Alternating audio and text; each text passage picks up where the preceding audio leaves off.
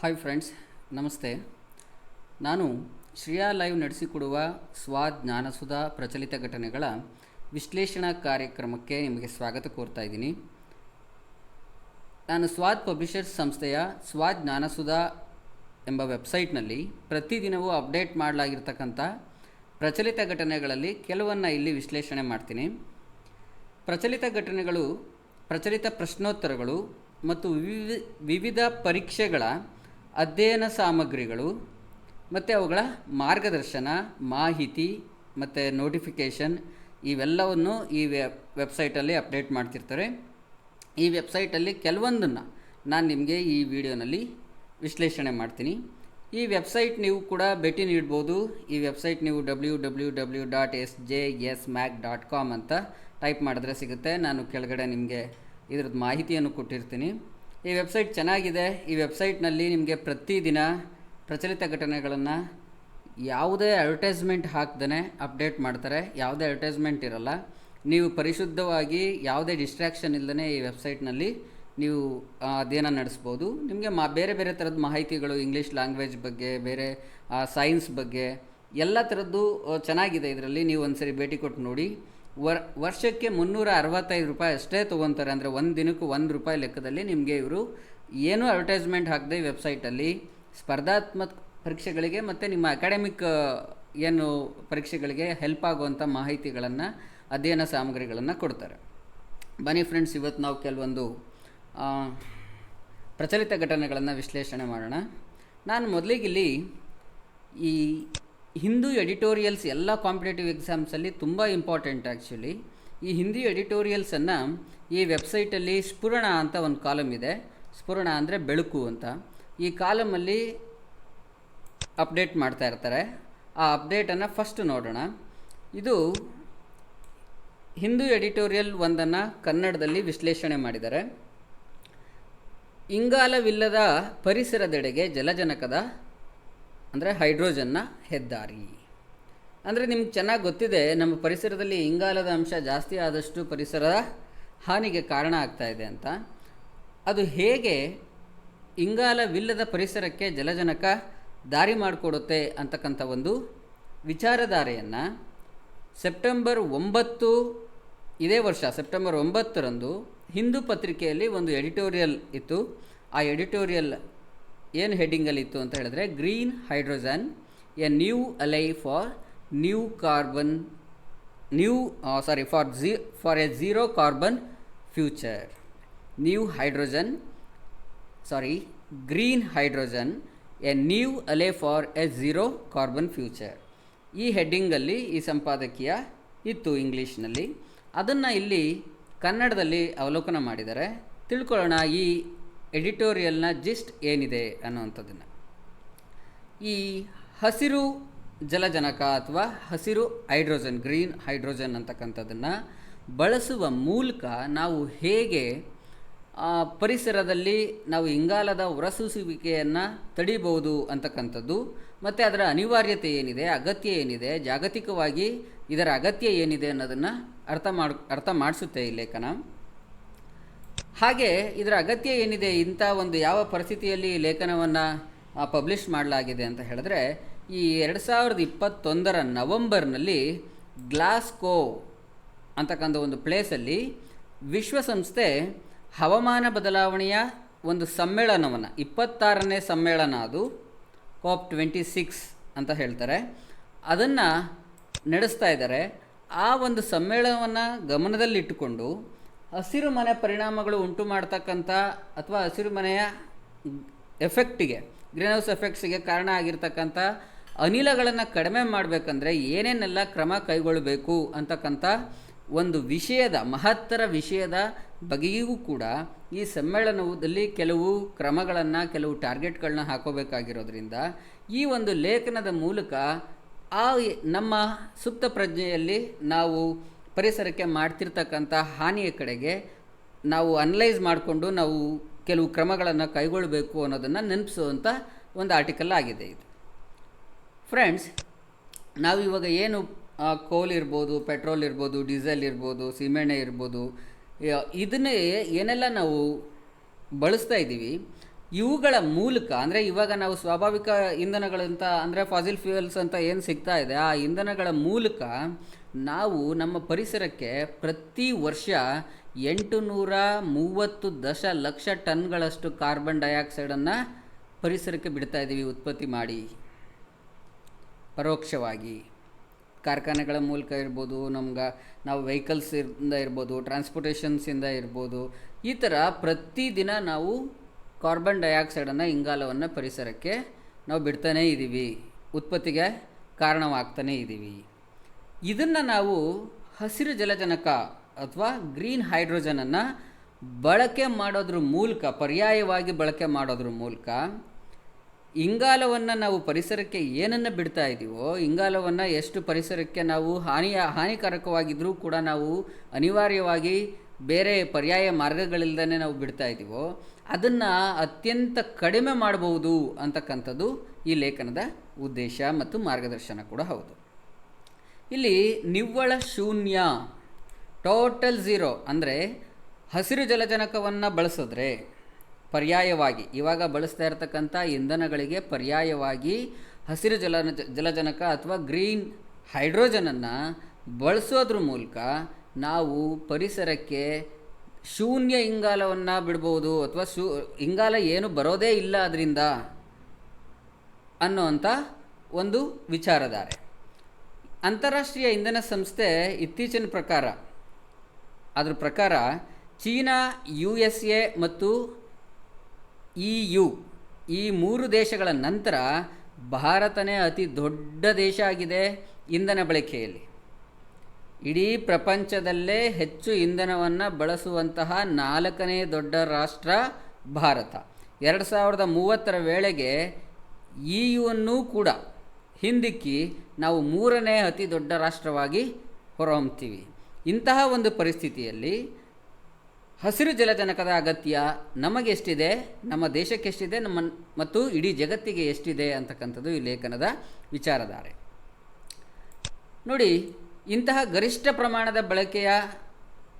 ಶಕ್ತಿ ಬಳಕೆಯನ್ನು ಹೊಂದಿರತಕ್ಕಂಥ ನಮ್ಮ ದೇಶ ಪ್ರಸ್ತುತ ಹವಾಮಾನದ ದುರ್ಬಲತೆಗಳನ್ನು ಪರಿಗಣಿಸಿ ನವೀಕರಿಸಬಹುದಾದಂತಹ ಅಂದರೆ ರಿನ್ಯೂವಬಲ್ ಸೋರ್ಸಸ್ ಆಫ್ ಎನರ್ಜಿ ಏನು ಹೇಳ್ತೀವಿ, ಅದನ್ನು ಬದಲಾಯಿಸುವಂಥದ್ದು ಅತ್ಯಂತ ಮುಖ್ಯವಾದಂತಹ ಘಟ್ಟವಾಗಿದೆ ಮತ್ತು ಮುಖ್ಯವಾದಂತಹ ನಿರ್ಣಯ ಕೂಡ ಆಗಿರುತ್ತೆ.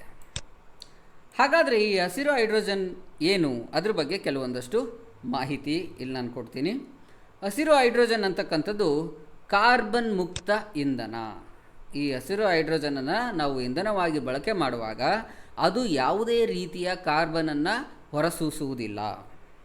ಹಾಗಾಗಿ ಇದನ್ನು ಕಾರ್ಬನ್ ಮುಕ್ತ ಇಂಧನ ಅಂತ ಹೇಳ್ಬೋದು. ಹಾಗಾದರೆ ಹಸಿರು ಹೈಡ್ರೋಜನನ್ನು ಹೇಗೆ ನಾವು ಗೇನ್ ಮಾಡ್ಬೋದು ಅಂತ ಹೇಳಿದ್ರೆ, ವಿದ್ಯುತ್ ವಿಭಜನೆ ಅಂತ, ಎಲೆಕ್ಟ್ರಾಲಿಸಿಸ್ ಅಂತ ಹೇಳ್ತೀವಿ ಇಂಗ್ಲೀಷಲ್ಲಿ.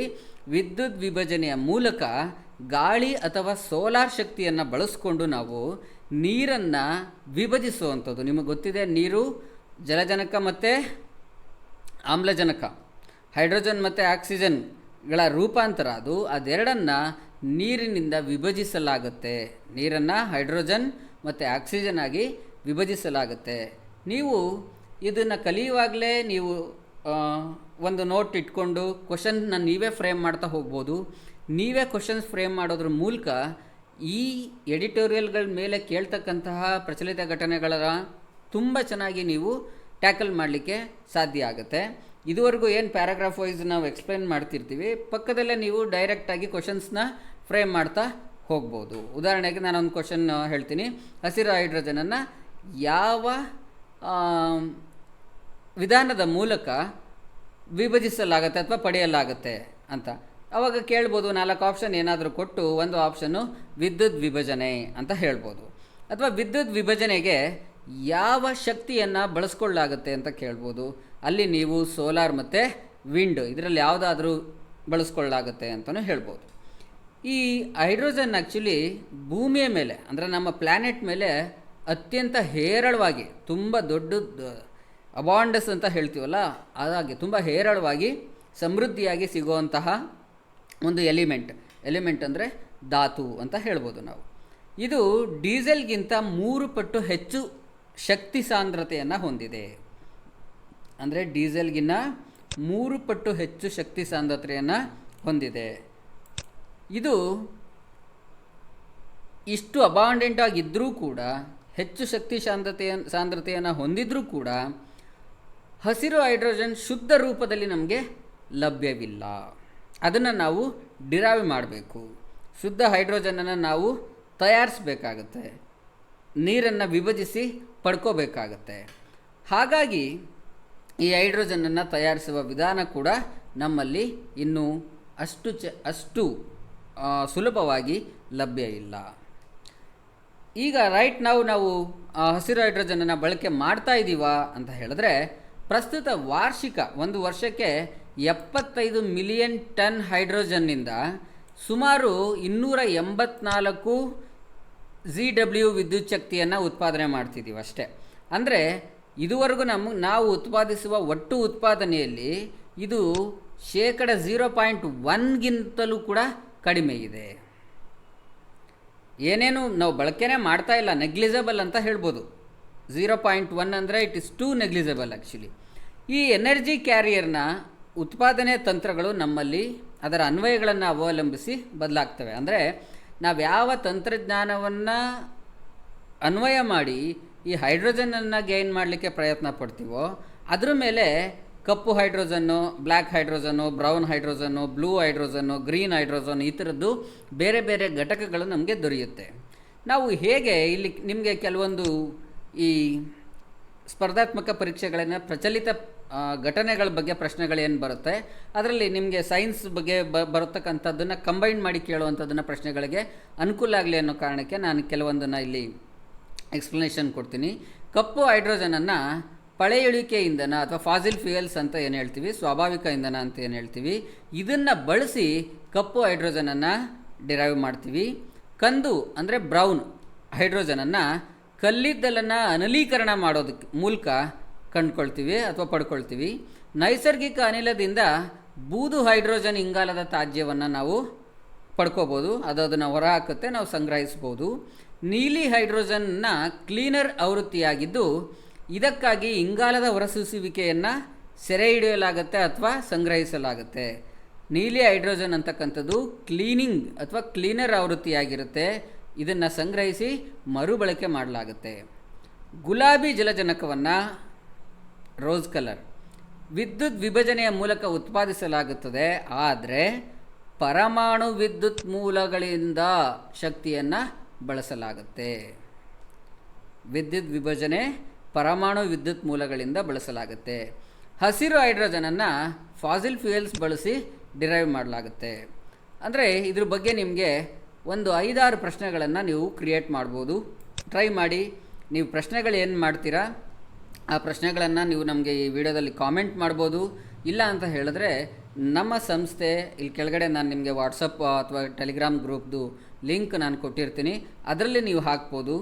ನೀವು ಹಾಕಿರ್ತಕ್ಕಂಥ ಪ್ರಿಪೇರ್ ಮಾಡಿರ್ತಕ್ಕಂಥ ಪ್ರಶ್ನೆಗಳನ್ನು ನಿಮ್ಮ ಹೆಸರು ಮತ್ತು ನಿಮ್ಮ ಫೋಟೋದೊಂದಿಗೆ ನಮ್ಮ ವೆಬ್ಸೈಟಲ್ಲಿ ಕೂಡ ನಾವು ಹಾಕ್ತೀವಿ.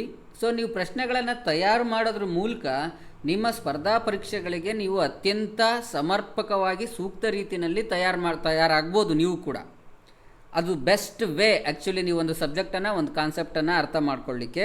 ಸೊ ನೀವು ಟ್ರೈ ಮಾಡಿ. ಸೊ ಈಗ ನಾವು ಪ್ರಸ್ತುತ ಭಾರತದಲ್ಲಿ ಬೂದು ಅಥವಾ ನೀಲಿ ಹೈಡ್ರೋಜನನ್ನು ಉತ್ಪಾದನೆ ಮಾಡ್ತೀವಿ ಪಳೆಯುಳಿಕೆ ಇಂಧನಗಳನ್ನು ಬಳಸಿ.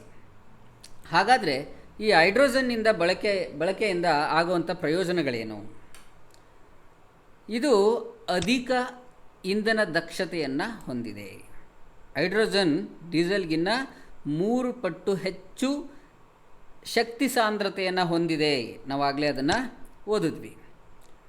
ಆಮೇಲೆ ಶೂನ್ಯ ಹೊರಸೂಸುವಿಕೆ, ಅಂದರೆ ಹಸಿರು ಹೈಡ್ರೋಜನ್ ಬಳಸೋದ್ರಿಂದ ಕಾರ್ಬನ್ ಡೈಆಕ್ಸೈಡನ್ನು ಏನು ಬರೋದೇ ಇಲ್ಲ. ಆ್ಯಕ್ಚುಲಿ ಕಾರ್ಬನ್ ಡೈಆಕ್ಸೈಡ್ ಇಲ್ಲವೇ ಇಲ್ಲ, ಅದರಿಂದ ಎಮಿಟ್ ಆಗೋದೇ ಇಲ್ಲ. ಸೊ ಹಾಗಾಗಿ ಇದನ್ನು ಕಾರ್ಬನ್ ಡೈಆಕ್ಸೈಡ್ನ ಶೂನ್ಯ ಹೊರಸೂಸುವಿಕೆ ಸಾಧ್ಯ ಆಗುತ್ತೆ. ಇದು ಪ್ರಕೃತಿಗೆ ವರದಾನ ಅಂತ ಕೂಡ ನಾವು ಹೇಳ್ಬೋದು. ಕೈಗಾರಿಕಾ ಅನ್ವಯಗಳಿಗೆ ಹೈಡ್ರೋಜನ್ ಈಗ ಆಲ್ರೆಡಿ ಎಷ್ಟೊಂದು ಕೈಗಾರೀಕರಣದಿಂದನೇ ನಮ್ಮ ಪರಿಸರ ಹಾಳಾಗಿದೆ ಅನ್ನೋದು ನಮ್ಮೆಲ್ಲರಿಗೂ ಗೊತ್ತಿರುವಂಥ ಸತ್ಯ. ಆದರೆ ಕೈಗಾರೀಕರಣ ಕೂಡ ನಮ್ಮ ಅಭಿವೃದ್ಧಿಗೆ ಅತ್ಯಂತ ಅವಶ್ಯಕವಾಗಿರೋದ್ರಿಂದ ವಿಧಿ ಇಲ್ಲದೆ ನಾವು ಆ ಕಾರ್ಬನನ್ನು ಹೊರಸೂಸ್ತಾ ಇದ್ರೂ ಕೂಡ ನಾವು ನಡೆಸ್ತಾ ಇದ್ದೀವಿ. ಅಂತಹ ಕೈಗಾರಿಕೆಗಳಿಗೆ ನಾವು ಹಸಿರು ಹೈಡ್ರೋಜನನ್ನು ಬಳಸೋದ್ರ ಮೂಲಕ ಕೈಗಾರಿಕೆಗಳು ಪರಿಸರಕ್ಕೆ ಎಷ್ಟು ಇಂಗಾಲವನ್ನು ಹೊರಸೂಸ್ತವೋ ಅದನ್ನು ಕಡಿಮೆ ಮಾಡಲಿಕ್ಕೆ ಇದು ಅತ್ಯಂತ ಸುಲಭ ಮಾರ್ಗ ಮತ್ತು ಅತ್ಯುಪಯುಕ್ತವಾದಂತಹ ಅಥವಾ ಸರಿಯಾದ ಮಾರ್ಗ ಅಂತ ಹೇಳ್ಬೋದು.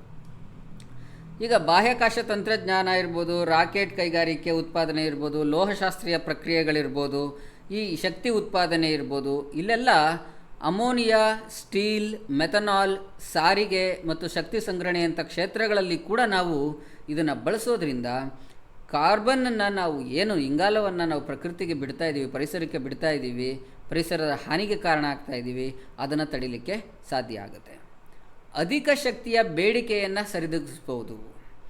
ಬೇಡಿಕೆ ಇದು ಅಧಿಶಕ್ತಿ ಇರೋದ್ರಿಂದ, ಹೆಚ್ಚು ಶಕ್ತಿ ಇರೋದ್ರಿಂದ ಹೆಚ್ಚು ಡಿಮ್ಯಾಂಡ್ ಏನಿರುತ್ತೆ ಅದು ಕಡಿಮೆ ಡಿಮ್ಯಾಂಡಾಗಿ ಕನ್ವರ್ಟ್ ಆಗುತ್ತೆ. ಇದು ಒಂದು ಉಪಯೋಗ ಆಗುತ್ತೆ.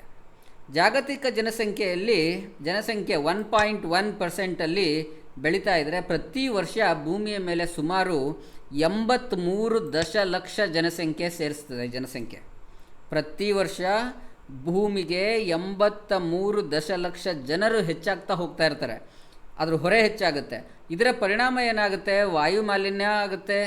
ಜೊತೆಗೆ ನಾವು ಎಲ್ಲರೂ ಪ್ರತಿಯೊಬ್ಬರು 83 ದಶಲಕ್ಷ ಜನರು ಕೂಡ ಹೊಸ ಟೆಕ್ನಾಲಜಿಗಳನ್ನ ಅಥವಾ ವಿದ್ಯುತ್ತನ್ನು ಬೇಡಿಕೆ ಹೆಚ್ಚಾಗ್ತಾನೆ ಇರುತ್ತೆ ಬೆಳೆಸೋದ್ರಿಂದ. ಈ ವಿದ್ಯುತ್ ಬೇಡಿಕೆ 25-30% ಇರುತ್ತೆ. ಎಷ್ಟರಲ್ಲಿಗೆ 2040 ವೇಳೆಗೆ ಹೆಚ್ಚಾಗಿರುತ್ತೆ ಅಂತ. ಸೊ ಹಾಗಾಗಿ ನಾವು ಇದನ್ನು ಹೈಡ್ರೋಜನ್ ಬಳಸೋದ್ರಿಂದ ಭೂಮಿಯ ಮೇಲೆ ಹೊರೆ ಹೆಚ್ಚಾದರೂ ಕೂಡ ಪರಿಸರಕ್ಕೆ ಇಂಗಾಲದಿಂದ ಆಗ್ತಕ್ಕಂಥ ಹಾನಿಗಳು ಕಡಿಮೆ ಆಗೋದ್ರಿಂದ ಅನುಕೂಲ ಆಗುತ್ತೆ. ಈ ವಾಯು ಮಾಲಿನ್ಯದಿಂದಾಗಿ 2018 ಜಗತ್ತಿನಾದ್ಯಂತ ಈ ಫಾಸಿಲ್ ಫ್ಯೂಯಲ್ ಬಳಸೋದ್ರಿಂದ ವಾಯು ಮಾಲಿನ್ಯಗೊಂಡು 8.7 ಮಿಲಿಯನ್ ಜನರು ಅಕಾಲಿಕ ಅಂದರೆ ವಯಸ್ಸಲ್ಲಿ ಸಾವನ್ನಪ್ಪಿದ್ದಾರೆ. ಇದನ್ನು ಕೂಡ ನಾವು ಗಮನಿಸ್ಬೋದು. ಈ ಫ್ಯಾಕ್ಟ್ಸ್ ಮೇಲೂ ಕೂಡ ನೀವು ಕ್ವಶನ್ಸ್ ಮಾಡ್ಬೋದು. ಹಸಿರು ಹೈಡ್ರೋಜನ್ ಅಳವಡಿಸ್ಕೊಳ್ಳಲು ಅದನ್ನು ಅಪ್ಲೈ ಮಾಡ್ಕೋಬೇಕು. ಇವಾಗ ನಾವು ಮಾಡ್ಕೋಬೇಕು ಅಂದರೆ ಏನೇನು ಕ್ರಮಗಳು ತೆಗೆದುಕೊಂಡಿದ್ದಾರೆ ಅಥವಾ ತೆಗೆದುಕೊಳ್ತಾ ಇದ್ದಾರೆ ಜಗತ್ತಿನಾದ್ಯಂತ. ನೀವು ಇತ್ತೀಚೆಗಷ್ಟೇ ಓದಿರ್ತೀರ ಕರೆಂಟ್ ಅಫೇರ್ಸಲ್ಲಿ, ಭಾರತೀಯ ರೈಲ್ವೆ ಇತ್ತೀಚೆಗೆ ಹೈಡ್ರೋಜನ್ ಫ್ಯೂಯಲ್ ಸೆಲ್ ತಂತ್ರಜ್ಞಾನ ಆಧಾರಿತವಾದಂತಹ ರೈಲನ್ನು ಪ್ರಯೋಗದಲ್ಲಿ ಇದೆ.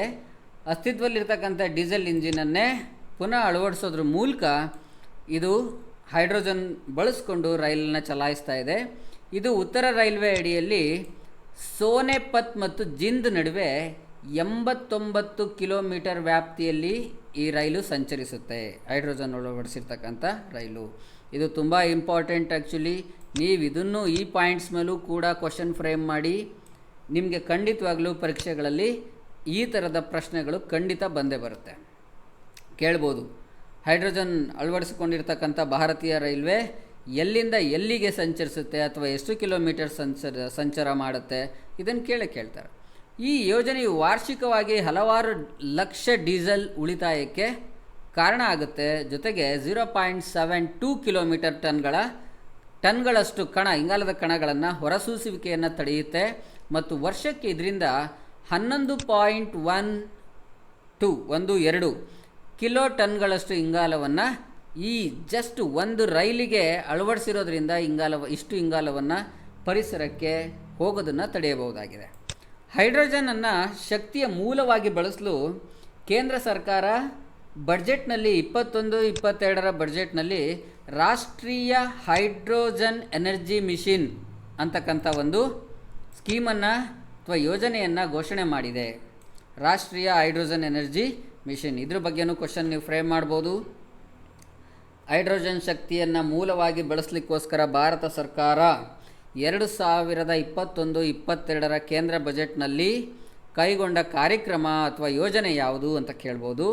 ರಾಷ್ಟ್ರೀಯ ಹೈಡ್ರೋಜನ್ ಎನರ್ಜಿ ಮಿಷನ್ ಅಂತ ನೀವು ಹೇಳ್ಬೋದು. ಅದಕ್ಕೆ ವಾಯುಶಕ್ತಿ ಉತ್ಪಾದನೆಗೆ ಐಡಲ್ ಲ್ಯಾಂಡ್ ಬ್ಯಾಂಕನ್ನು ಬಳಸಿಕೊಳ್ಳುವ ಮೂಲಕ ನವೀಕರಿಸಬಹುದಾದಂಥ ಶಕ್ತಿಯನ್ನು ಅಂದರೆ ರಿನ್ಯೂವಬಲ್ ಎನರ್ಜಿ ಕ್ರಿಯೇಟ್ ಮಾಡಲಿಕ್ಕೆ ಈ ಸೌದಿ ಅರೇಬಿಯಾ ಆದ್ಯತೆ ಆಲ್ರೆಡಿ ಕೊಟ್ಟು ಆಲ್ರೆಡಿ ಕಾರ್ಯಪ್ರವೃತ್ತವಾಗಿದೆ ಸೌದಿ ಅರೇಬಿಯಾ. ಇದು ದೇಶದ ಉತ್ತರ ಪಶ್ಚಿಮ ಭಾಗದಲ್ಲಿ ಬೆಲ್ಜಿಯಂನಷ್ಟು ದೊಡ್ಡ ಭೂಪ್ರದೇಶವನ್ನು ಒಳಗೊಂಡ ಮೆಗಾ 5 ಬಿಲಿಯನ್ ಹಸಿರು ಹೈಡ್ರೋಜನ್ ಉತ್ಪಾದಕ ಘಟಕವನ್ನು ಸ್ಥಾಪನೆ ಮಾಡ್ತಾ ಇದೆ.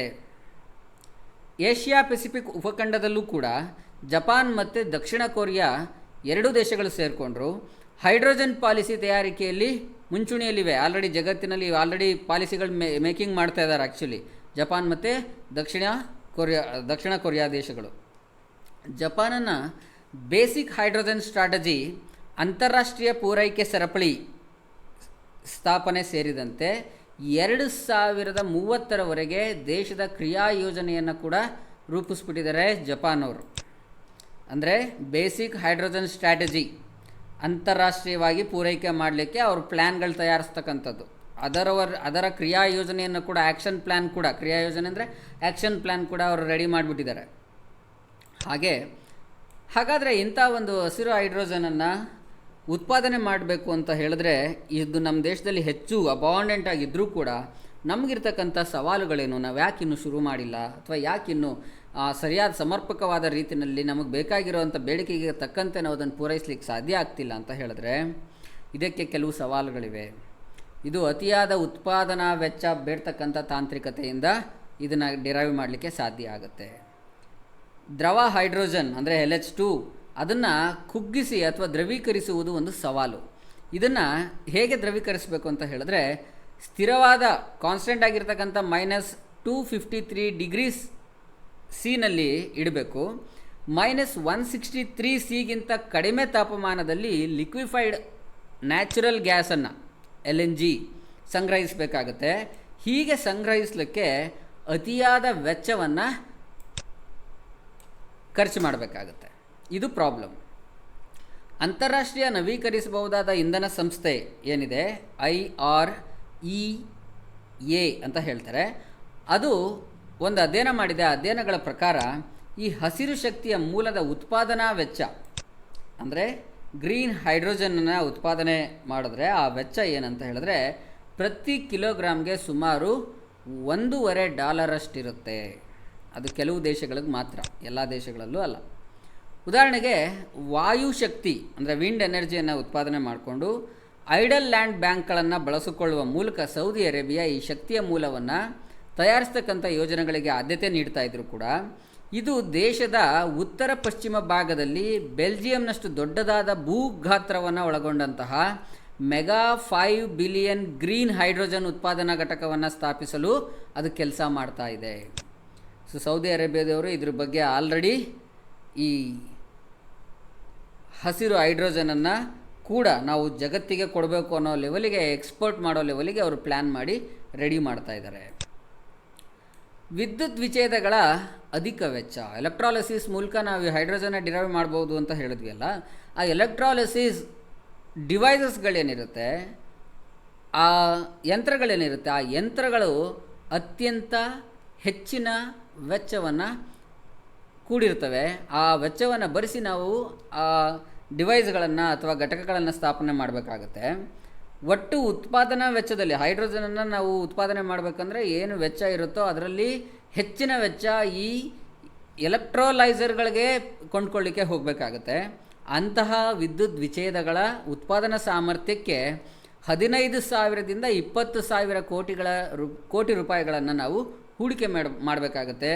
ಸದ್ಯದ ಪರಿಸ್ಥಿತಿಯಲ್ಲಿ ಇದು ಅತ್ಯಂತ ಕಷ್ಟ ಮತ್ತು ನಾವು ಪರಿಸರದ ದೃಷ್ಟಿಯಿಂದ ಬೇರೆ ಖರ್ಚು ವೆಚ್ಚಗಳನ್ನು ಕಡಿಮೆ ಮಾಡಿಕೊಂಡು ಖಂಡಿತವಾಗಿ ಇದನ್ನು ಮಾಡಬೇಕು. ಅದು ಮನುಕುಲದ ಪ್ರತಿಯೊಬ್ಬ ಮನುಷ್ಯನ ನಿಜವಾಗಲೂ ಬೇಡಿಕೆ ಆಗಿರಲೇಬೇಕು. ಯಾತಕ್ಕಂದರೆ ನಾವು ಪರಿಸರ ಉಳಿದರೆ ನಾವು ಉಳಿಯುವಂಥದ್ದು.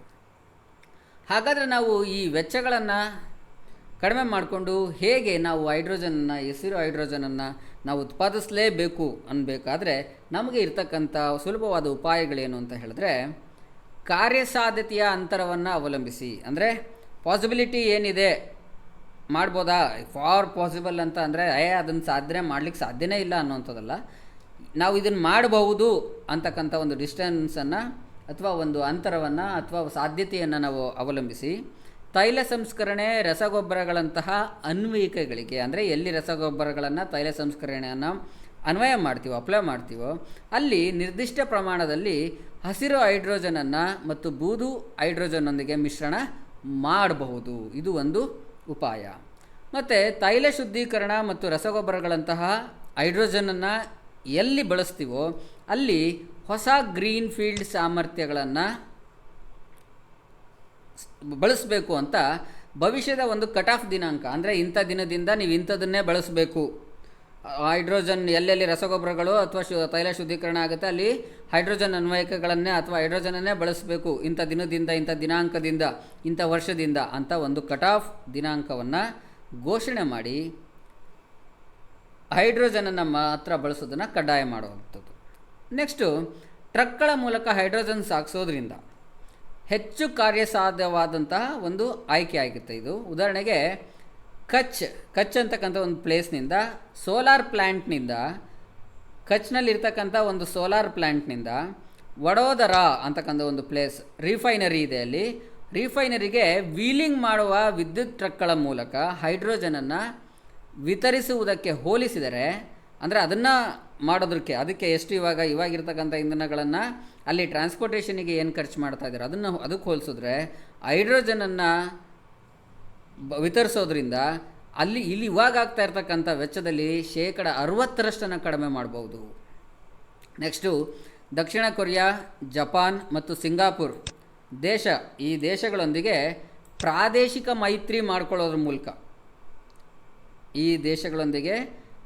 ಪ್ರಾದೇಶಿಕ ಮೈತ್ರಿ ಮಾಡ್ಕೊಳ್ಳೋದ್ರ ಮೂಲಕ ಕರಾವಳಿ ಭಾರತದಿಂದ ಹಸಿರು ಹೈಡ್ರೋಜನನ್ನು ರಫ್ತು ಮಾಡುವಂತಹ ಒಂದು ಗುರಿಯನ್ನು ನಾವು ಹೊಂದಬಹುದು. ಅದರ ಮೂಲಕ ಭಾರತವು ತಮ್ಮ ಇಂಗಾಲದ ನಿವ್ವಳ ಶೂನ್ಯ, ಅಂದರೆ ಪರಿಸರಕ್ಕೆ ನಾವು 0 ಕಾರ್ಬನ್ ಡೈಆಕ್ಸೈಡನ್ನು ಎಮಿಟ್ ಮಾಡ್ತೀವಿ ಅಂತಕ್ಕಂಥ ಒಂದು ಗುರಿಯನ್ನು ನಾವು ಇಟ್ಕೊಂಡಿದ್ರೆ, ಆ ಗುರಿಯನ್ನು ಸಾಧಿಸಲಿಕ್ಕೆ ಈ ಹೈಡ್ರೋಜನ್ ಉತ್ಪಾದನೆಯ ಮೂಲಕ ಮತ್ತು ವಿತರಣೆಯ ಮೂಲಕ ಸಾಧ್ಯ ಆಗುತ್ತೆ. ಅದನ್ನು ನಾವು ಪರಿಗಣಿಸಬೇಕು. ಯಾವುದು ಏನೇ ಆದರೂ, ಬಾಧಕಗಳೇನೇ ಇರಲಿ, ಕಷ್ಟ ಏನೇ ಇರಲಿ, ಖರ್ಚು ಏನೇ ಇರಲಿ, ನಾವು ಈ ಒಂದು ಗುರಿಯನ್ನು ಹೊಂದಿ ನಮ್ಮ ಪರಿಸರಕ್ಕೆ ಇಂಗಾಲದ ಶೂನ್ಯ ಹೊರಸೂಸುವಿಕೆಯನ್ನು ಸಾಧಿಸಬೇಕು, ಆ ಒಂದು ಗುರಿಯನ್ನು ಸಾಧಿಸಬೇಕು. ಮತ್ತು ಆ ಮೂಲಕ ಮನುಕುಲದ ಉಳಿವಿಗೆ ಮತ್ತು ಪರಿಸರಕ್ಕೆ ಹಾನಿ ಮಾಡ್ತಕ್ಕಂತಹ ಹಸಿರುಮನೆ ಅನಿಲಗಳ ಪ್ರಭಾವದ ಪರಿಣಾಮಗಳಿಂದ ನಮ್ಮನ್ನು ನಾವು ಕಾಪಾಡಿಕೊಳ್ಬೇಕು. ಅದು ಅಗತ್ಯವೂ ಹೌದು, ಅತ್ಯಂತ ಅನಿವಾರ್ಯವೂ ಹೌದು. ಇಷ್ಟು ಹೇಳಿ ಈ ಲೇಖನ ಮುಗಿಯುತ್ತೆ. ಇದ್ರ ಜೊತೆಗೆ ಭಾರತದ ಬಗ್ಗೆ ಒಂದು ಪ್ರಚಲಿತ ಘಟನೆಗಳನ್ನು ನೋಡೋಣ ಇವತ್ತಿನ ಇದರಲ್ಲಿ. ಇವತ್ತು ಹಿಂದಿ ದಿವಸ್.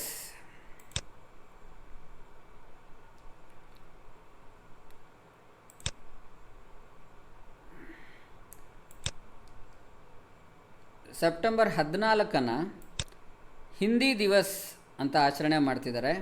ಇದ್ರ ಬಗ್ಗೆ ಬೇರೆ ಬೇರೆ ರಾಜ್ಯಗಳಲ್ಲಿ ಅದರಲ್ಲೂ ದಕ್ಷಿಣ ಭಾರತದ ರಾಜ್ಯಗಳಲ್ಲಿ ಪ್ರಾಂತೀಯ ಭಾಷೆಗಳ ಮೇಲೆ ಅಥವಾ ನಮ್ಮ ಭಾಷೆಗಳ ಮೇಲೆ ಹಿಂದಿಯವರ ದಬ್ಬಾಳಿಕೆ ಅನ್ನೋ ರೀತಿಯಲ್ಲಿ ನಮ್ಮ ನಾಯಕರುಗಳು ಹೇಳ್ತಿದ್ದಾರೆ. ಅದನ್ನು ನಾವು ಸೂಕ್ಷ್ಮವಾಗಿ ನಮ್ಮಷ್ಟಿಗೆ ನಾವು ಅವಲೋಕಿಸೋದು ಕೂಡ ಅಥವಾ ವಿಶ್ಲೇಷಣೆ ಮಾಡೋದು ಕೂಡ ಒಳ್ಳೆಯದು. ನಮ್ಮ ಭಾಷೆಯನ್ನು ನಾವು ಬಯಸುವವರೆಗೂ ನಮ್ಮಿಂದ ಯಾರೂ ಕಿತ್ಕೊಳ್ಳಿಕ್ಕೆ ಸಾಧ್ಯ ಇಲ್ಲ. ಬೇರೆ ಭಾಷೆಗಳನ್ನು ಕಲಿಯೋದ್ರ ಮೂಲಕ ಬೇರೆಯ ಅವಕಾಶಗಳನ್ನೂ ಕೂಡ ನಾವು ಬಳಸ್ಕೋಬೋದು ಅನ್ನುವಂಥದ್ದು ನಮ್ಮ ಬುದ್ಧಿವಂತಿಕೆಯಾಗಿರಬೇಕಷ್ಟೇ. ನಮ್ಮ ಭಾಷೆಯನ್ನು ಉಳಿಸಿಕೊಳ್ಳುವ ಮೂಲಕ ಬೇರೆಯ ಭಾಷೆಗಳಲ್ಲಿ ಸಿಗುವ ಅವಕಾಶಗಳನ್ನು ಕೂಡ ಗಳಿಸಿಕೊಳ್ಳುವುದು ಜಾಣತನ. ಇದು ನನ್ನ ವೈಯಕ್ತಿಕ ಅಭಿಪ್ರಾಯ. ಈ ದಿನದ ಈ ಸುದ್ದಿಗೆ ಬರೋಣ. ಭಾರತದಲ್ಲಿ ಹಿಂದಿ ದಿವಸ್ ಅಂತ ಈ ಹಿಂದಿ ಭಾಷೆಯನ್ನು ಅಧಿಕೃತ ಭಾಷೆಯನ್ನಾಗಿ ಘೋಷಿಸಿದರ ಗುರುತಾಗಿ, ಹಿಂದಿ ಭಾಷೆಯನ್ನು ಭಾರತದ ಅಧಿಕೃತ ಭಾಷೆ ಅಂತ ಘೋಷಣೆ ಮಾಡಿದ್ದರ ಗುರುತಾಗಿ ಈ ಸೆಪ್ಟೆಂಬರ್ 14 ದಿನವನ್ನು ಪ್ರತಿ ವರ್ಷ ಹಿಂದಿ ದಿವಸ್ ಅಂತ ಕರೀತಾರೆ. ಇದನ್ನು ಅಂದಿನ ಕೇಂದ್ರ ಸರ್ಕಾರ, ಅಂದರೆ 1949 ಇದ್ದಂತಹ ಕೇಂದ್ರ ಸರ್ಕಾರ ಸೆಪ್ಟೆಂಬರ್ 14 ಈ ಹಿಂದಿಯನ್ನು ಭಾರತದ ಅಧಿಕೃತ ಭಾಷೆಯಾಗಿ ಅಂಗೀಕಾರ ಮಾಡಿತು. ಹಾಗಾಗಿ ಈ ದಿನವನ್ನು ಆ ನೆನಪಿಗೋಸ್ಕರ ಹಿಂದಿ ದಿವಸ್ ಅಥವಾ ಹಿಂದಿಯ ದಿನ ಅಂತ ಆಚರಣೆ ಮಾಡ್ತಾರೆ. ಹಿಂದಿ ಪ್ರಪಂಚದಲ್ಲಿ ಹೆಚ್ಚು ಮಾತನಾಡುವ ಭಾಷೆಗಳಲ್ಲಿ ಮೂರನೇ ಅತಿ ದೊಡ್ಡ ಭಾಷೆ ಅಥವಾ ಮೂರನೇ ಅತಿ ಹೆಚ್ಚು ಮಾತನಾಡುವ ಭಾಷೆಯಾಗಿದೆ. ಒಟ್ಟಾರೆಯಾಗಿ ಭಾರತವು 2 ಅಧಿಕೃತ ಭಾಷೆಗಳನ್ನು ಹೊಂದಿದೆ, ಹಿಂದಿಯ ಜೊತೆಗೆ ಇಂಗ್ಲೀಷ್. ಈ ಅಧಿಕೃತ ಭಾಷೆಗಳನ್ನು, ಈ ಎರಡನ್ನ ಅಧಿಕೃತ ಭಾಷೆ ಅಂತ ರಾಷ್ಟ್ರ ಮಟ್ಟದಲ್ಲಿ ಪರಿಗಣನೆ ಮಾಡಲಾಗುತ್ತೆ. ಹಾಗಾದರೆ ಈ ಹಿಂದಿ ದಿವಸ್ನ ಇತಿಹಾಸ ಏನು? ಭಾರತ ಸಂವಿಧಾನದ ಆರ್ಟಿಕಲ್ 343 ಕ್ಲಾಸ್ 1 ಅಡಿಯಲ್ಲಿ 22 ಭಾಷೆಗಳಿಗೆ ಮಾನ್ಯತೆಯನ್ನು ನೀಡಲಾಗಿದೆ. ಇಂಗ್ಲೀಷ್ ಜೊತೆಗೆ ಈ ದೇವನಾಗರಿ ಲಿಪಿಯನ್ನು ಹೊಂದಿರತಕ್ಕಂಥ ಹಿಂದಿ ಭಾಷೆಯನ್ನು ಕೂಡ ಅಧಿಕೃತ ಭಾಷೆಯಾಗಿ 1949ರಲ್ಲಿ ಸ್ವೀಕರಿಸಲಾಗಿದೆ. ಭಾರತ ಸಂವಿಧಾನದ 8ನೇ ವೇಳಾಪಟ್ಟಿ ಅಥವಾ 8th ಶೆಡ್ಯೂಲಲ್ಲಿ 22 ಭಾಷೆಗಳಲ್ಲಿ ಹಿಂದಿಯನ್ನು ಒಕ್ಕೂಟ ಮಟ್ಟದಲ್ಲಿ ಬಳಸಲಾಗುತ್ತೆ. ನಿಮಗೆ ಈ ಒಂದು ಪ್ರಚಲಿತ ಘಟನೆ ಅಥವಾ ಈ ಒಂದು ಆರ್ಟಿಕಲ್ ಮೇಲೂ ಕೂಡ ಎಷ್ಟೊಂದು ಪ್ರಶ್ನೆಗಳನ್ನು ನೀವು ರಚಿಸ್ಬೋದು, ತಯಾರು ಮಾಡ್ಬೋದು. ನೀವು ಉದಾಹರಣೆಗೆ ನಾನು ನಿಮಗೊಂದು ಪ್ರಶ್ನೆನ ಇವಾಗಲೇ ರಚಿಸಬೇಕಂತ ಹೇಳಿದ್ರೆ, ಕೇಂದ್ರ ಸರ್ಕಾರ ಎಂದು ಹಿಂದಿ ಭಾಷೆಯನ್ನು ಭಾರತದ ಅಧಿಕೃತ ಭಾಷೆ ಎಂದು ಘೋಷಿಸಿತು? ಇದು ಸಮಥಿಂಗ್ ಕನ್ಫ್ಯೂಸಿಂಗ್ ಆಗಿರುತ್ತೆ. ಯಾತಕ್ಕಂತ ಹೇಳಿದ್ರೆ 1949 ಸೆಪ್ಟೆಂಬರ್ 14ರಲ್ಲೇ ಘೋಷಣೆ ಮಾಡಿದರೂ ಕೂಡ ಇದುವರೆಗೂ ನಾವು ಯಾರು ಅದನ್ನು ಕೇಳ್ಕೊಂಡಿರಲ್ಲ ಅಥವಾ ಏನು ಚರ್ಚೆ ಆಗಿರಲ್ಲ. ಇವಾಗ ಅದು ಮೋದಿಯವರ ಗೌರ್ಮೆಂಟ್ನಿಂದ ಆಗುವ ಪ್ರತಿಯೊಂದು ಕಾರ್ಯಕ್ರಮಗಳ ಚರ್ಚೆ ವಿರೋಧಗಳಿಂದಾಗಿ ಇದು ನಿಮಗೆ ಕನ್ಫ್ಯೂಸ್ ಆಗಿಬಿಡ್ಬೋದು. ಇವಾಗ 2021 ಅಂತನೋ 20 ಅಂತನೋ ಅಂದ್ಕೊಂಬಿಡ್ಬೋದು ನೀವು. ಸೊ ಇದನ್ನು ಪ್ರಶ್ನೆ ನೀವು ಕರೆಕ್ಟಾಗಿ ಅರ್ಥ ಮಾಡಿಕೊಂಡು ಒಂದು ಪ್ರಶ್ನೆಯನ್ನು ರಚಿಸಿ, ಅದರ ಉತ್ತರ ನಿಮಗೆ ಯಾವತ್ತೂ ಮನಸ್ಸಲ್ಲಿ ಉಳ್ಕೊಂಡಿರುತ್ತೆ. ಮತ್ತು ಇನ್ನೊಂದು ಪ್ರಶ್ನೆ ಏನು ರಚನೆ ಮಾಡ್ಬೋದು ಅಂತ ಹೇಳಿದ್ರೆ, ಭಾರತ ಸಂವಿಧಾನದ ಎಷ್ಟನೇ ಶೆಡ್ಯೂಲ್ನಲ್ಲಿ ಸಂವಿಧಾನದ ಮಾನ್ಯತೆ ಪಡೆದ ಭಾರತೀಯ ಭಾಷೆಗಳನ್ನು ಉಲ್ಲೇಖಿಸಲಾಗಿದೆ ಹೇಳ್ಬೋದು. ಅಲ್ಲೂ ಕೂಡ ನೀವು 8ನೇ ಶೆಡ್ಯೂಲ್ ಅಥವಾ 8ನೇ ವೇಳಾಪಟ್ಟಿ ಹೇಳ್ಬೋದು. ಈ ಹಿಂದಿ ಭಾಷೆಯನ್ನು ಭಾರತದ ಅಧಿಕೃತ ಭಾಷೆ ಅಂತ ಮಾಡುವಂಥದ್ರಲ್ಲಿ ಕೆಲವು ಕಾರ್ಯಕರ್ತರು, ಕವಿಗಳು ಮತ್ತು ಬರಹಗಾರರು ಶ್ರಮವಹಿಸಿದ್ದಾರೆ. ಅದರಲ್ಲಿ ಮೈಥಿಲಿ ಶರಣ್, ಬೇಹರ್ ರಾಜೇಂದ್ರ ಸಿಂಹ, ಹಜಾರಿ ಪ್ರಸಾದ್ ದ್ವಿವೇದಿ, ಕಾಕಾ ಕಾಲ್ಕೇರ್ ಮತ್ತು ಸೇಠ್ ಗೋವಿಂದ ದಾಸ್ ಅಂತಕ್ಕಂಥವರು ಪ್ರಮುಖರು. ಇದರಲ್ಲಿ ಇನ್ನೊಂದೇನಂತ ಹೇಳಿದ್ರೆ, ಬೇಹರ್ ರಾಜೇಂದ್ರ ಸಿಂಹ ಅವರ ಜನ್ಮದಿನ ಕೂಡ ಹೌದು, ಸೆಪ್ಟೆಂಬರ್ 14. 1949ನಲ್ಲಿ ಸೆಪ್ಟೆಂಬರ್ 14ರಂದು ಅವರ 50ನೇ ಹುಟ್ಟುಹಬ್ಬವನ್ನು ಕೂಡ, ಜನ್ಮದಿನವನ್ನು ಕೂಡ ಆಚರಿಸಲಾಗಿತ್ತು. ನಿಮಗೆ ಇದ್ರ ಬಗ್ಗೆನೂ ಕ್ವಶನ್ ಕೇಳ್ಬೋದು. ಹಿಂದಿ ಭಾರತದ ಅಧಿಕೃತ ಭಾಷೆಯನ್ನಾಗಿ ಮಾಡಲು ಶ್ರಮವಹಿಸಿದ ಅಥವಾ ಕಾರಣಕರ್ತರಾದ ಕೆಲವು ಮಹಾನ್ ವ್ಯಕ್ತಿಗಳು ಹೇಳಿಬಿಟ್ಟು ಈ ಹೆಸರುಗಳ ಜೊತೆಗೆ ಬೇರೆ ಯಾವುದಾದ್ರೂ ಒಂದು ತಪ್ಪು ಹೆಸರನ್ನು ಕೂಡ ನೀವು ಹಾಕೋದ್ರ ಮೂಲಕ ಕ್ವಶನ್ ಕ್ರಿಯೇಟ್ ಮಾಡ್ಬೋದು. ಹಿಂದಿ ದಿವಸ್ನ ಮಹತ್ವ ಏನು? ಹಿಂದಿ ಹೇಗೆ ಬಂತು? ಹಿಂದಿ ನಮ್ಮ ಭಾಷೆನ ಮುಂಚೆಯಿಂದನೂ ಹೇಗೆ? ಇದ್ರ ಬಗ್ಗೆ ತಿಳ್ಕೊಳ್ಳೋಣ. ಹಿಂದಿ ಇಂಡೋ ಯುರೋಪಿಯನ್ ಭಾಷೆಗಳ ಕುಟುಂಬಕ್ಕೆ ಸೇರಿದೆ. ಹಿಂದಿ ಭಾರತದ ಮೂಲ ಭಾಷೆಯಲ್ಲ, ಹಿಂದಿ ಇಂಡೋ ಯುರೋಪಿಯನ್ ಭಾಷೆಗಳ ಕುಟುಂಬಕ್ಕೆ ಸೇರಿದೆ. ಹಿಂದಿ ಅಂತಕ್ಕಂಥ ಒಂದು ಪದವನ್ನು ಪರ್ಷಿಯನ್ ಪದ ಹಿಂದ್ ಅಂತಕ್ಕಂಥ ಒಂದು ಪದದಿಂದ ಡಿರೈವ್ ಮಾಡಿಕೊಳ್ಳಲಾಗಿದೆ ಅಥವಾ ಆ ಪದದಿಂದ ಪಡ್ಕೊಳ್ಳಲಾಗಿದೆ.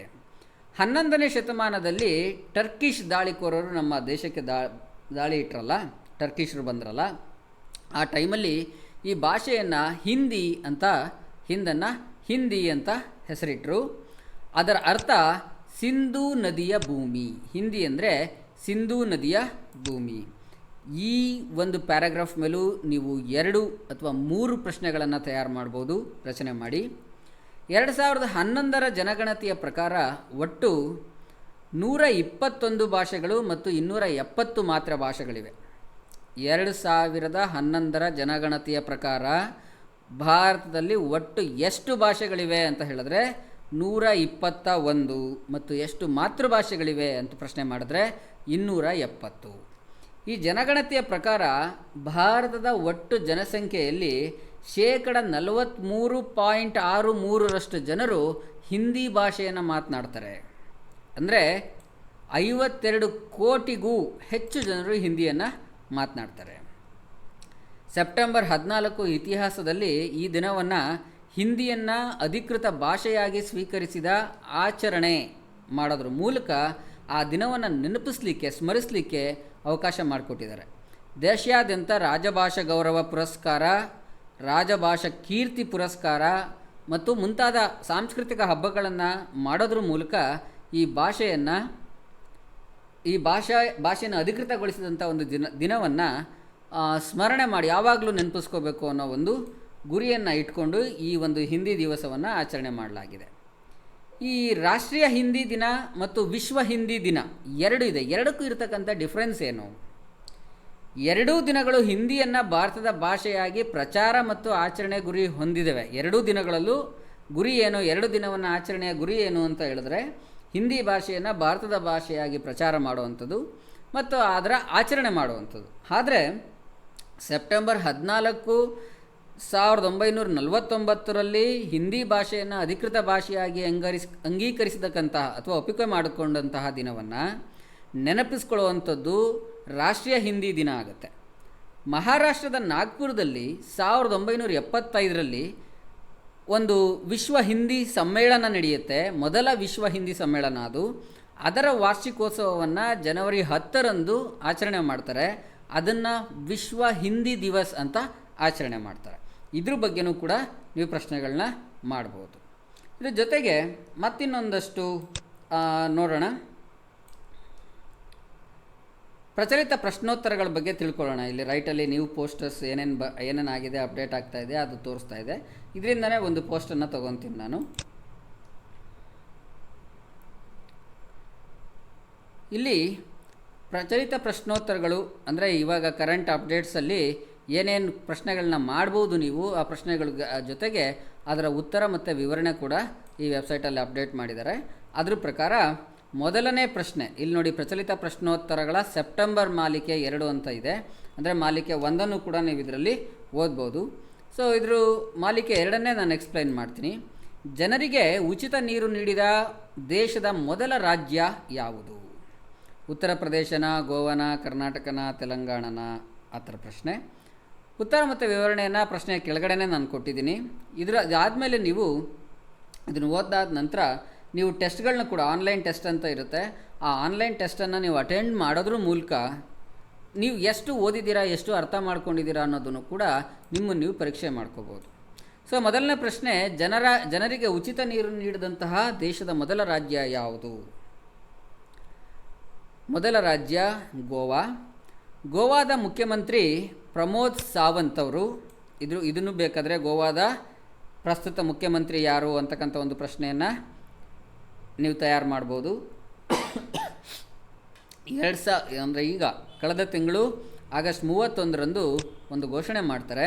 ಆ ಘೋಷಣೆಯ ಪ್ರಕಾರ ರಾಜ್ಯ ತನ್ನ ಪ್ರಜೆಗಳಿಗೆ ಉಚಿತವಾಗಿ ನೀರನ್ನು ಪೂರೈಸುವ ಮೊದಲ ರಾಷ್ಟ್ರ ಆಗುತ್ತೆ. ಉಚಿತ ನೀರನ್ನು ಪಡಿಬೇಕು ಅಂದರೆ ನೀರನ್ನು ಉಳಿಸಿ, ಉಚಿತ ನೀರನ್ನು ಪಡೆಯಲು ನೀರನ್ನು ಉಳಿಸಿ ಅಂತಕ್ಕಂಥ ಒಂದು ಯೋಜನೆಯನ್ನು ಪ್ರಾರಂಭ ಮಾಡಿದ್ದಾರೆ ಅವರು. ನಿಮ್ಗೆ ಇನ್ನೊಂದು ಕ್ವಶನ್ ಕ್ರಿಯೇಟ್ ಮಾಡ್ಬೋದು. ಏನು ಕ್ವಶನ್ ಅಂತ ಹೇಳಿದ್ರೆ, ದೇಶದಲ್ಲೇ ಮೊದಲ ಬಾರಿಗೆ ಉಚಿತವಾಗಿ ನೀರು ನೀಡಿದ ಗೋವಾ ರಾಜ್ಯ ಯಾವ ಘೋಷಣೆಯೊಂದಿಗೆ ಈ ಯೋಜನೆಯನ್ನು ಪ್ರಾರಂಭ ಮಾಡಿತು?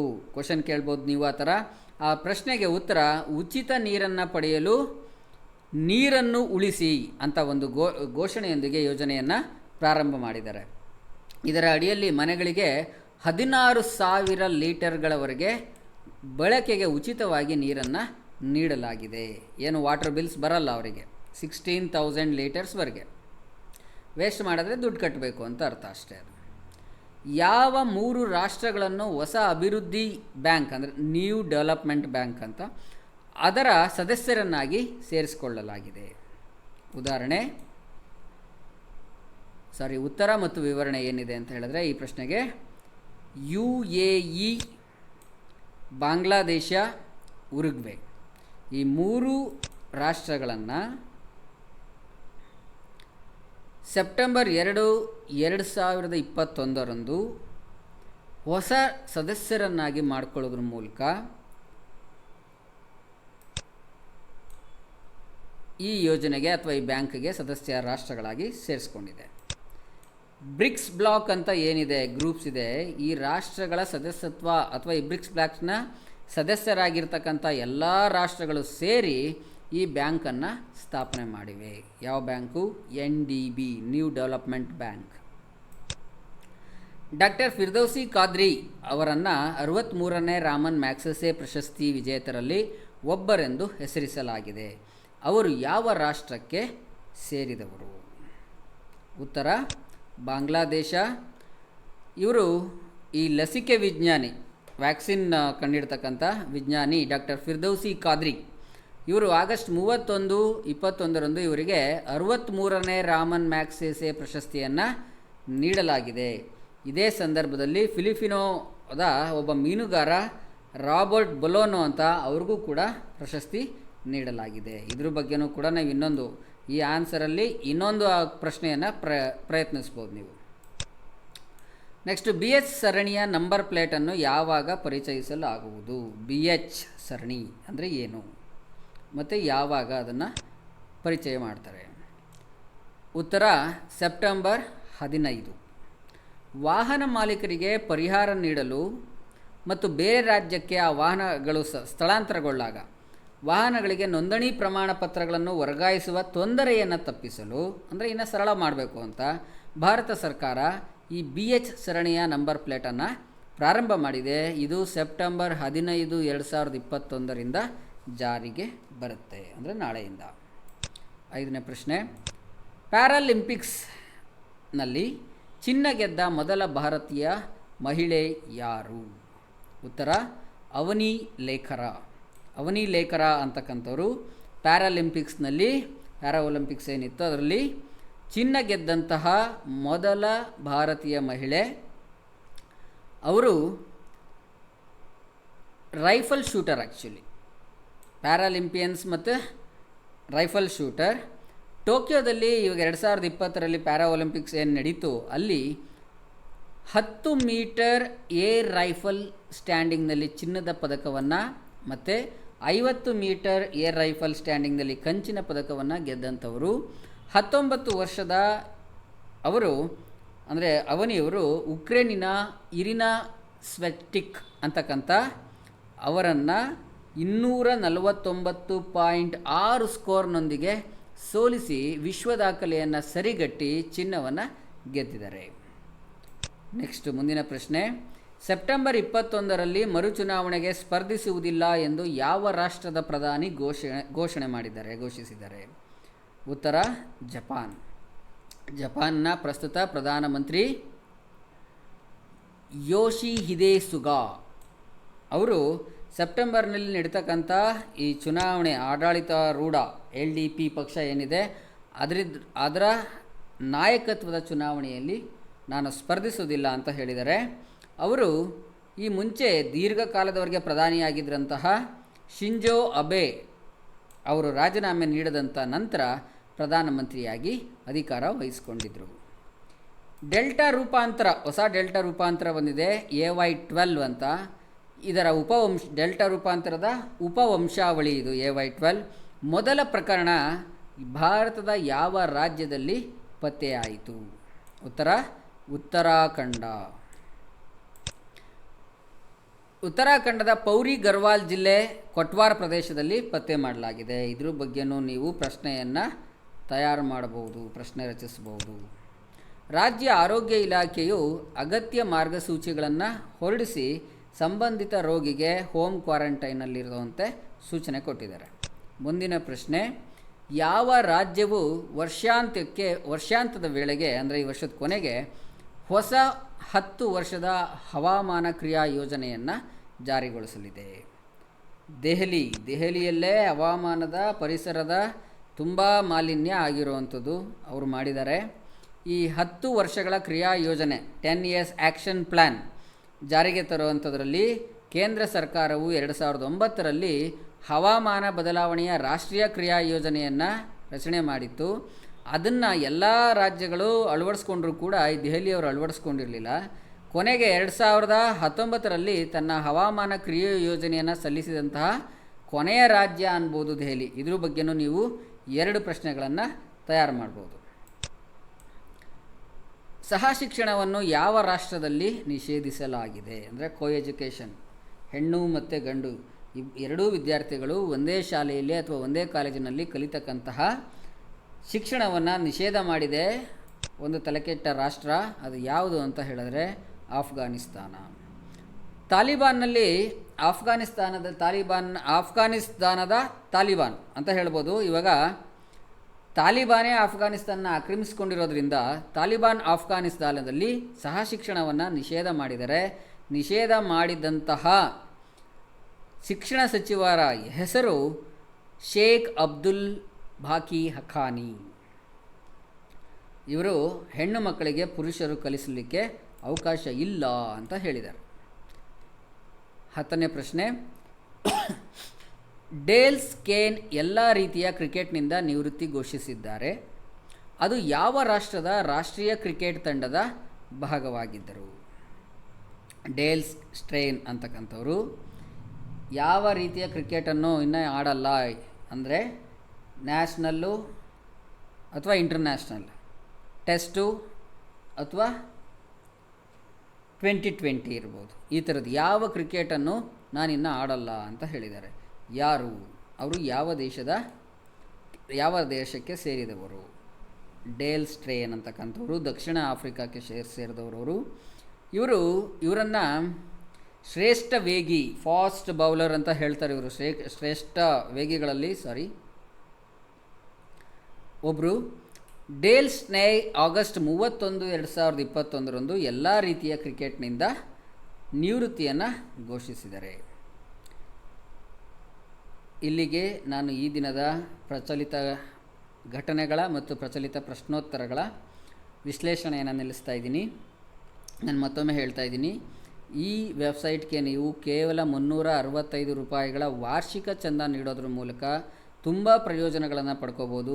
ಇಲ್ಲಿ ನೋಡ್ತಕ್ಕಂತಹ ಯಾವುದೇ ಪರೀಕ್ಷೆಗೆ ನೀವು ಸಿದ್ಧರಾಗ್ತಾ ಇದ್ದರೆ ನಿಮಗೆ ಅಲ್ಲಿ ಮಾಹಿತಿಗಳು ಮತ್ತು ಅದರ ಅಧ್ಯಯನ ಸಾಮಗ್ರಿ ಜೊತೆಗೆ ಪ್ರಚಲಿತ ಘಟನೆಗಳು, ಭಾರತ, ವಿದೇಶ, ಕ್ರೀಡೆ, ಆರ್ಥಿಕತೆ, ವಿಜ್ಞಾನ ತಂತ್ರಜ್ಞಾನ ಪ್ರತಿಯೊಂದು ಕೂಡ ಯಾವುದೇ ಅಡ್ವರ್ಟೈಸ್ಮೆಂಟ್ ಇಲ್ಲದೆ, ಯಾವುದೇ ನಿಮ್ಮನ್ನು ಡಿಸ್ಟ್ರ್ಯಾಕ್ಟ್ ಮಾಡ್ತಕ್ಕಂಥ ಯಾವುದೇ ರೀತಿಯ ಅಡ್ವರ್ಟೈಸ್ಮೆಂಟ್ ಇಲ್ಲದೇ ಈ ವೆಬ್ಸೈಟಲ್ಲಿ ಸಿಗುತ್ತೆ.